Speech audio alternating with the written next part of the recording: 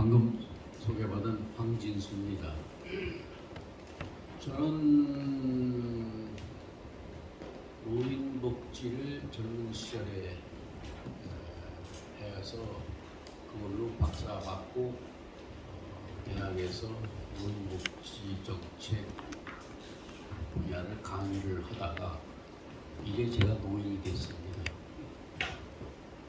현재는 대한노인의 노인복지정책연구소장을 하면서 우리나라의 노인의 현실과 현실에 따른 문제점 그리고 이것에 대한 개선 방안 이런 것들을 광범위하게 연구를 하고 있는 연구자입니다.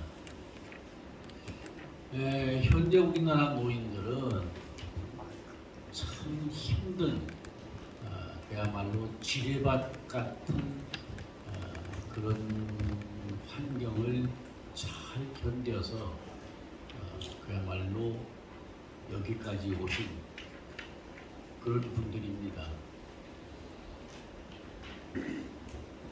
우리나라 노인들이 가지고 있는 여러 가지 정책 중에서 현실적인 입장을 말한다면 첫째는 노인은 가난합니다.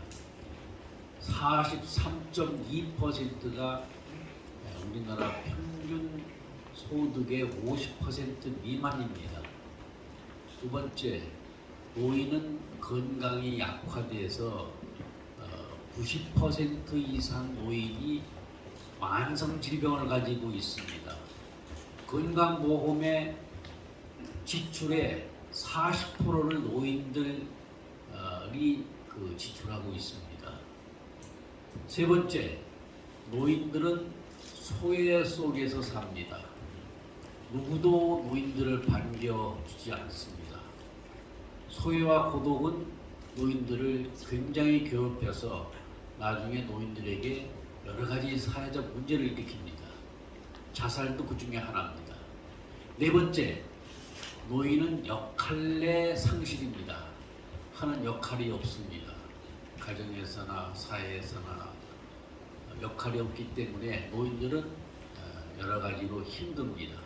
이것을 인간이 생로병사가 인간의 사고라고 하는데 노인들의 사고를 지금 제가 말씀드렸습니다. 우리나라 노인들은 금메달을 가지고 있습니다. 몇 개가 됩니다. 아까 말씀드린 대로 첫째는 우리나라 노인들이 OECD 국가 38개 국가 가운데 우리나라가 제일 가난합니다. 열심히 일했는데도 불구하고 가족들 먹여 살리고 본인 살다 보니까 재산이 없습니다. 두 번째, 우리나라 노인들에게 금메달 두 번째는 뭐냐면 자살률입니다. 1년에 15,000명 정도가 자살하는데 그 중에 노인이 한 3,4,000명쯤 됩니다. 왜 자살합니까? 우울증 때문에 그렇습니다. 우울증이 노인을 자살하게 만듭니다. 이것이 노인이 가지고 있는 우리나라 세계에서 1등이라는 금메달입니다. 세 번째는 뭐냐? 노인들이 저출산 사회에서 노인들의 인구 증가가 제일 높습니다. 여러분 금년이 58년 개띠가 노인이 되는 65세가 노인 아니겠습니까? 지금 90만 명이 노인이 됐습니다. 매년 90만 명 정도가 노인이 되고 있는 시점에서 어린아이 낳는 것은 25만 명 미만입니다. 하다 보니까 노인의 증가 숫자가 세계에서 1등이다. 금메달입니다. 네 번째는 우리 노인들은 산업화 사회, 민주화 사회, 또 정보화 사회, 이 끝없는 그야말로 용수성치는 그 사회를 다 지낸 분들입니다.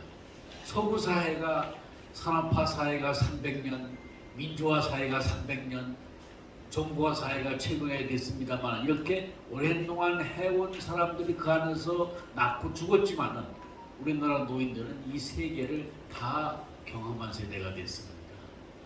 우리나라 노인들은 상당히 어려운 삶을 살았지만은 그래도 꿋꿋하게 대한민국을 일으킨 대한민국의 오늘날 초석을 닦은 그런 분들입니다. 1967년도에 우리나라 국민소득이 얼마였습니까? 67달러였습니다.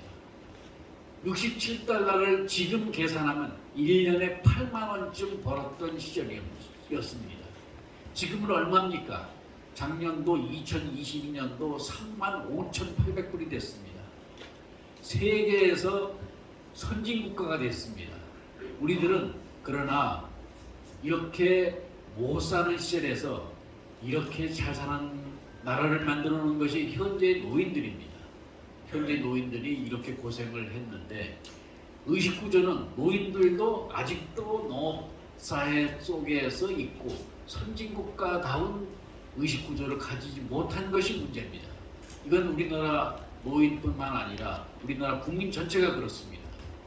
그래서 저는 노인들한테 많은 강의도 하고 그런 연구하면서 뭐라고 주장하느냐? 인간 사사운동을 해야 됩니다. 사사운동이 뭐냐? 여러분 제가 할 테니까 여러분 한번 따라서 소리 한번 들려주십시오. 사사가 사자는 사자는 다 다른데 네 가지가 끝에가 사자가 들어있습니다. 첫째, 인사. 인사를 잘하자. 경로당에 노인들이 오면은 얼굴만 쳐다보고 인사를 안 하는 사람, 직장에서 복도에서 상사를 만났는데도 인사를 안 하는 사람, 동네 지나가도 어른한테 인사를 안 하는 사람, 이런 사람들은 조금 문제가 있습니다. 그래서 인사를 만사합니다. 인사를 먼저 하는 것이 바로 노인과 우리나라 국민들에게 첫 번째 부여된 사라고 생각합니다. 두 번째가 감사. 감사해주세요. 감사라고 하는 말은 내가 소원했던 것이 잘 돼서 감사를 하는 것도 있지만은 성경에 말한 대로 범사에 감사하는 것도 감사다. 아침에 식사를 하고 소화가 잘 된 것도 감사하고 자녀들이 편안하게 잘 다녀온 것도 감사하고 내가 오늘 이런 모임에 건강하게 발로 걸어온 것도 감사하는 그야말로 모든 것에 감사하는 마음, 이것이 인생을 윤택하게 합니다. 세 번째는 봉사입니다. 봉사 해보세요. 봉사. 인간이 살면서 남을 위해서 남이 원하는 것을 봉사해 준다면 얼마나 행복하겠습니까? 봉사를 한 사람들이 대부분 다 봉사가 끝나고 나면 행복하다고 말합니다. 논어에 적선지가는 필여경이라는 말이 있습니다. 남을 많이 도와줘서 착한 일을 한 사람, 그런 집안은 착한 일을 많이 해서 그것이 쌓이게 되면, 적선이 되면은 그 사람에게 반드시 경사스러운 일이 있다. 그 당대에 없으면은 그 다음 때에 반드시 있다. 그런 말씀입니다. 맞는 말씀인 것 같습니다. 남을 위해서 봉사하는 것만큼 성스러운 것이 어디 있겠습니까? 우리나라 사람들은 봉사가 조금 부족합니다. 봉사하는 방법도 모릅니다. 봉사를 하는 기준도 모릅니다. 그러나 앞으로 봉사하는 사회를 우리가 만들어서 어려운 사람에게 그야말로 희망과 어려운 사람에게 감사하려는 마음을 가져야 됩니다. 네 번째,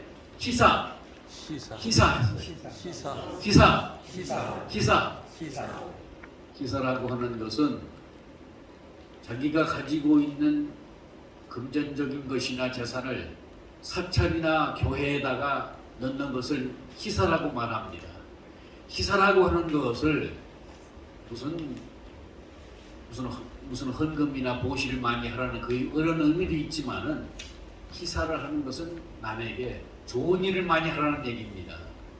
제가 살고 있는 집이 저 신당동인데 신당동에서 조금 내려가다 보면은 풍물시장이 있습니다. 동묘역 근처에 있습니다. 풍물시장에 가면은 물건값이 굉장히 쌉니다. 상상외로 쌉니다. 물론 쓰던 물건들이 대부분입니다. 그런데 한 구퉁에 가면 뭐라고 되어 있느냐? 유품을 정리해 드립니다. 그게 무슨 말입니까? 당신이 죽으면은 유품이 나오지 않겠습니까? 유품을 자식한테 상속이 되는데 내가 아끼던 도자기나 그림이 있으면 자식도 그것을 아낄까요? 아마 쓰레기로 버리거나 100만 원짜리라면 10만 원에 딱 팔 겁니다. 그러면 그것을 유품 정리하는 상인이 차를 싣고 가서 싹 가져옵니다. 그래서 싸게 팝니다. 여러분, 살아있을 때 주면은 선물이지만 죽었을 때 주면은 그것은 유품이 됩니다. 살아있을 때 남한테 많이 베풀고 남한테 좋은 일을 많이 하십시오.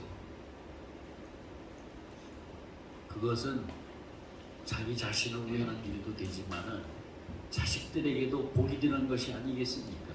송해라는 사람이 있었습니다. 죽었습니다. 유산을 보니까 현찰 120억, 부동산 200억을 320억을 내렸습니다. 부인과 두 사람이 북한에서 피난 나온 사람들인데 부인은 한 5년 전에 죽었습니다. 아들도 한 20년 전에 오토바이 사고로 죽었습니다. 근데 아들이 자기가 낳은 아들이 아니고 입양한 아들이었습니다. 딸도 그렇습니다. 딸은 시집 보냈습니다. 320억을 누구한테 줘요? 딸한테 줄 수밖에 없는데, 그런데 송해는, 여러분 송해거리 아시지만 3,000원짜리 밥을 먹고 3,000원짜리 목욕탕에 다녔습니다. 돈을 지독하게 안 썼습니다. 본인이 걸어다닌다는 것을 자랑으로 삼았습니다.